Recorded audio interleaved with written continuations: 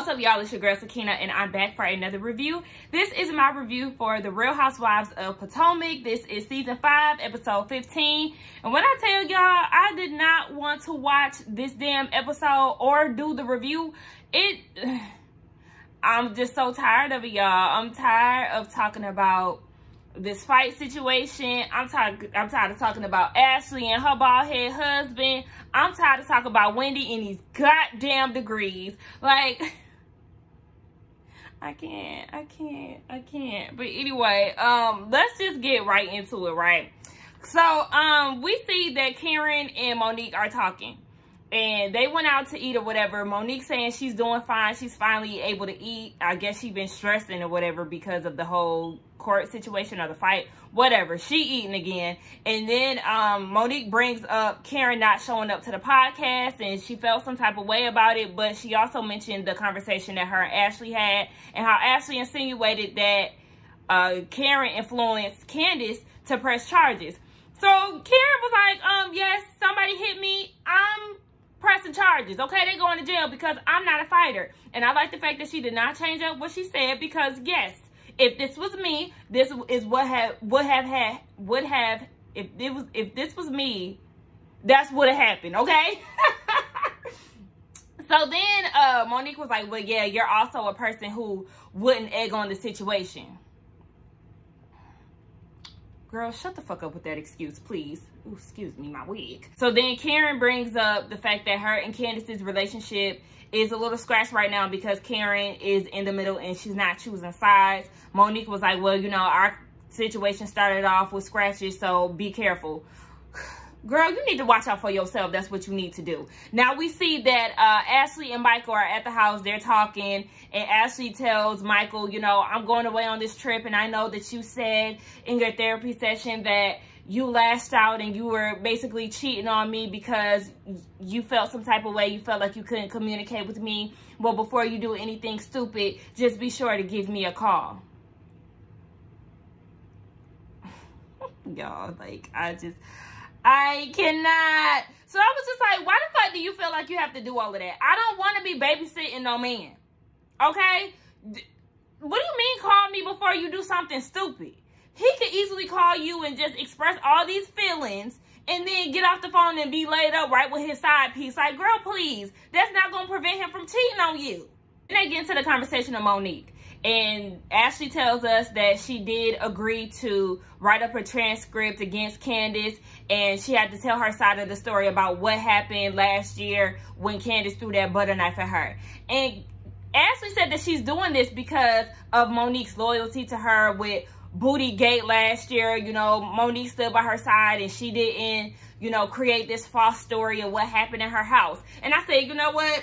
At this point, Monique, you need to go to jail for withholding evidence, okay? Because obviously there is a tape going on in that damn basement. Bitch, you have footage, because otherwise, why would Ashley be going so hard for this? Ashley, you don't owe her shit unless there's a tape. That's why I'm like, okay, there has to be a tape because you're doing the most. You don't owe her nothing because she did not lie or she did not create a story. Like, girl, get the fuck out of here. Then Ashley was like, well, you know, I want to be there for Candace, but I feel like my loyalty lies more so with Monique because I shared some secrets with her. Yes, she did know that me and Michael were in a relationship, open relationship, and she never said anything about it. So Bravo did a flashback of her acting surprised down at the winery before the fight. Girl, that was no shock. We all knew that y'all had something going on because your man liked to grab ass. He liked men. He liked women. Girl, no shocker there.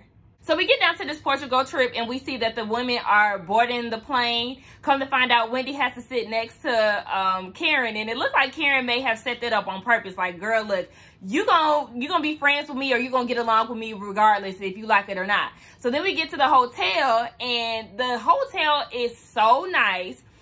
They showed Candace's room and Karen's room, if I'm not mistaken. And then I was like, okay, they showed Robin's room, but I'm like, is this the same room? It kind of looked like it, but I don't know. We see that Gizelle's on the phone with Jamal Bryan, and she was saying, you know, we finally got some type of understanding in that car ride that they had. And she was like, so now the only thing we got to worry about is where we're going to be located. Sis, You're going to be in Atlanta before he moves back to the DMV. I guarantee that. And where all them baby mamas live at? Because he need to be wherever his kids at. Now, we get to this dinner. And I was like, what the hell? Who was that? Candace or Ashley was like, oh my gosh, Karen, you and Gizelle are dressed alike. They have the same color scheme. But what Gizelle had on had nothing on what Karen had on, baby. She had on this ugly-ass red blouse with some camouflage pants. And this blingy-ass Gucci headband with a tired-ass ponytail. Like, Gizelle, do you not put any effort into your outfits? Like, you just cannot dress. And it's disturbing me. Like, why haven't you picked up a stylist all these seasons and you she still can't dress. And I just can't. Like, matching my ass. Oddly enough, Karen was not drinking. She said that she had an ulcer, so she was drinking milk. Ashley seems to think that she doesn't want to drink for some reason, like, you know, basically like she's trying to avoid something. Gizelle said in her confessional that she didn't want to talk about the whole fight situation throughout the trip. And I'm like, please do not bring up this tired ass fight or these charges that Monique had done picked up. And then Wendy goes into this random story. She wants to get to know the lady. She goes into this story about how her dad is an immigrant and his first job was at a restaurant and he got promoted to manager. So when he had his child, he decided to name his child after the restaurant. Wendy is named after Wendy's, the fast food restaurant. And everybody started laughing and I'm just like, girl, oh, okay, like, thank God he didn't work at McDonald's. The fuck? Okay, listen. Inspiration, girl, go ahead. And she was just like, yes. So, you know, I am the American dream. My name is from the American dream. Girl, get the fuck out of here with that shit. Talking about she embodied it. Girl, boo. So then, Karen tries to make nice with Wendy and was like, you know, Wendy, I want to let you know that I am an advocate of education. So when she's saying all of this, they start going off about this whole thing, and Wendy was just saying, you know what, I'm not even going to talk about it because I put a button on that. I fastened that, basically saying that she ended the whole beef as far as the education thing. And it was like, girl, I like how you think that you checking Karen, but you really not. She just letting you have it because she don't have energy for this foolishness. That's what that is. So then Gizelle takes this time to go around the table and was asking everybody about their relationship issues or their situations. So Karen brought up Jamal, like, you know, what's up with Jamal? Why is he not around? And she was like, well, you know, I don't have to prove anything to y'all or whatever. She started getting real defensive. And Karen is like, okay, well, you be in everybody's business at this table. But when it comes down to Jamal, we can't talk about him. Like, wait a minute. So then even Robin chimed in and Robin was like, okay, well, you said that you're happy, right? Why wouldn't you want to share that with your girlfriends? Because we all share our relationship topics. And Gizelle did not like that, okay? She was giving very much Nene and Marlo when Nene was like, Marlo, support me, bitch. That's what Gizelle was giving because she was like, I mean, out of all people, Robin, you need to be supporting me. Girl, please. I don't give a fuck if you out here helping Juan search for rings and all of that. Robin is telling the truth, okay? You always want to be in somebody else's business, but when it comes down to Jamal, you don't ever want to talk about it. And I feel like you don't want to talk about him because, or bring him around because you don't want people to see the lack of chemistry or this forced-ass relationship that y'all supposedly have. Now, after dinner, everybody go back to their rooms, and Ashley wants to call Michael so she can see the baby before he goes to bed. So she FaceTimes him, and he doesn't answer. Okay, then she goes and gives him a phone call. He does not answer. Now, at this point, she getting real worried. So she called her friend Eve. Y'all remember Eve from the damn lake house. She called her, and Michael is not at home yet, and the baby is ready to go to bed. So she calls Michael on the phone one more time, and he answers, and she was like, okay, what's going on? Like, you know, the baby needs to go to bed. You ain't answering your phone. Like, what's up? He's saying that he was in a meeting and, you know, it went over or some shit. He was supposed to be at home at 7, but now it's 7:11 and he headed that way. I mean, if this was true, I don't know if this is true or not, but if this is true, Ashley, don't trip over a 11-minute difference. Like, girl, you're bugging. It's not that deep, 1. 2, Michael started getting real defensive, right? And he was just like, you know, I can't do this. And he was like, I can't be molested by you. I said, what? Out of all the words that you use, you want to use molesting? Okay, so then he ended up hanging up on her. And she called him back and he didn't answer. So she just started crying, and she was like, I want to go home. I miss my baby. I mean, there may be some truth to that about you missing your baby. But no, you really out here stressing because your man probably out here in them streets. Because last time your ass went on the trip, he was out here in the bed in hotels trying to act like he didn't know where he was the next morning. So then we see Robin go into Gizelle's hotel room. And she is trying to check on her because she knows that she kind of threw Gizelle for a loop down at the table. So Gizelle was like, I mean, like, why you do me like that in front of everybody? Like, bitch, what's up? And Robin is like, I mean, for real though, where is Jamal? And I said, that's right, Robin, stand firm in your word. Don't backpedal for Gizelle, okay? And I like this Robin, okay? Robin said what she said. She did not backpedal or nothing. Girl, where is your man? We're looking for him. Now, the next day, we see the ladies. Everybody is getting ready, you know, got their whole morning routine. We see Candace. She, you know, bought her Mary Jane sticky notes, and she put them on the mirror. You know, you're okay. Forgive for yourself and all these things like that. She said she's making it a point not to bring up the charges or anything like that in this trip. I said, oh, thank God, please. We don't want to hear none of that. I forgot to mention, too, Ashley did say in her confessional that she does want to be the one to tell Candace about the transcript. She didn't say it in this episode, so I'm guessing maybe we'll get it next week. I don't know. But yeah, anyway, we see that Ashley and Karen are in Ashley's room. I did like Ashley's outfit when she was standing in the balcony way. I said, come on, Ashley. She looked really pretty. But they sit down, and Karen was saying, you know, I like the vibe. Everybody's communicating well, but I feel like Gizelle was a little taken aback by me mentioning Jamal. And she was just saying that you have so many opinions about everybody else, but you never want to be open about what's going on with you and Jamal. And Ashley said in her confessional, like, Karen is just trying to cash in on Gizelle because throughout all the seasons, Gizelle been after Karen, whether it be relationships, finances, anything. Gizelle just been coming for Karen since day one. So Karen is ready to get that ass. And I mean, I don't blame her because Gizelle talk a whole bunch of shit, but she can't dish it. She's not ready. Gizelle is such an easy read, and I just feel like who better to do it than Karen herself? So anyway, we get down to this outing, right? Now, before the girls really hit the town, I want to talk about these outfits because nobody's outfit had any type of flow. I feel like if you're going to be in a group, like I said, me and my friends, we always talk about what we're going to wear so we can match each other's flyer. You know, we could be around the same dress up, dress down. It was just too much. Some people was dressed up. Some people was dressed down. Out of everybody, I liked Ashley's outfit. I liked Candace's outfit. I liked Karen's outfit for a casual, cute purpose. But Robin, girl, that neon striped dress, get rid of it. Gizelle, you always look a mess. Wendy, I didn't like that zebra print. Like, no. Anyway, we have to talk more about Michael, right? So they go into like the little car things that shows the city or the town that they were in, and it was very nice. The view was very, very nice. But Robin asked the girls because they got split up, so it was Robin, Candace, and Karen in one car, and then Wendy, Gizelle, and Ashley in another car. So they were asking, Robin was asking her cart crew, are y'all satisfied with Ashley's explanation as far as what's going on with Michael?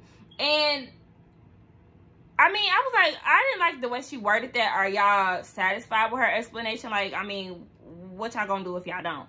But anyway, Robin was just saying that when it comes down to a baby and relationships, the man is either going to cheat again or he's going to get right. Because she experienced that with Juan, so she feels like, you know, she can really speak on that.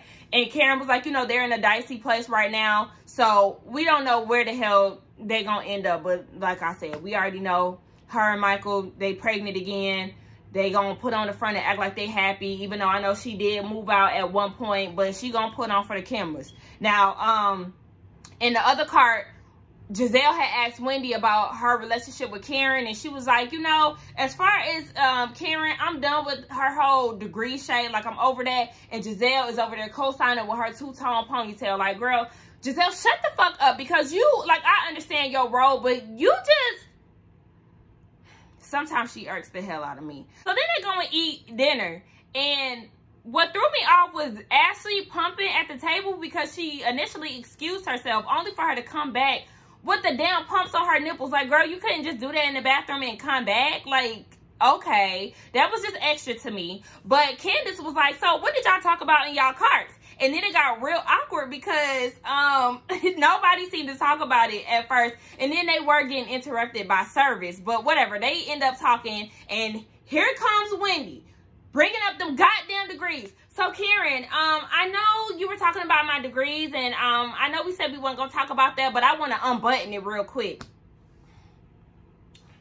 Wendy, girl, okay, so then she goes into story number 2 about her degrees and how, you know, she was pregnant and how she lost her dad during that time and all this other stuff. And Karen is like, okay, yeah, okay, yeah, okay. Like, yeah, I'm sorry you had to go through all of that. Shout out to you for overcoming that. But girl, let's stop talking about these goddamn degrees. Even Robin said that, like, oh my gosh, when is this going to end? Honey, America is asking the same thing. Wendy, shut the fuck up about these degrees.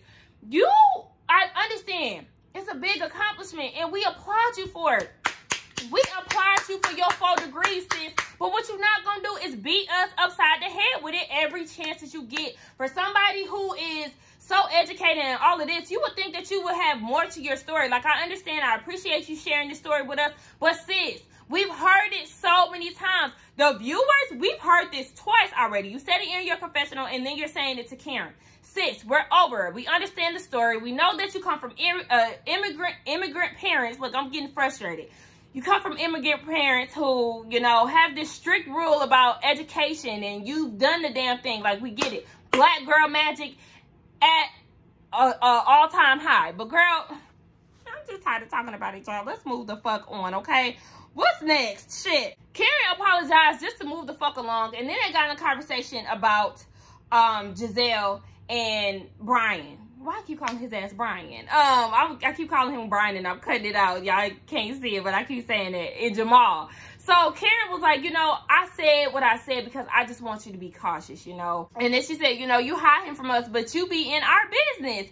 And Karen was just like, you know, I was guarded with Ray. And that's because I didn't want to share my information with Satan. And they all was like, oh, you know, yes, Satan, a.k.a. you, Gizelle, you know.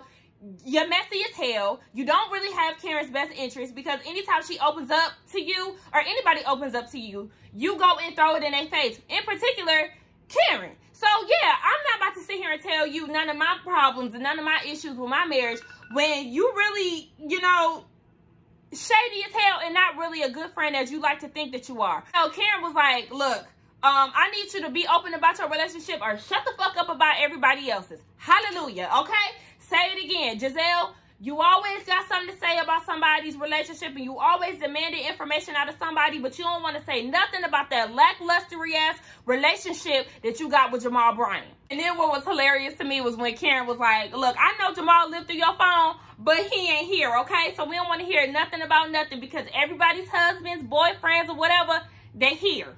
Yours, absent. Ghost as fuck, okay?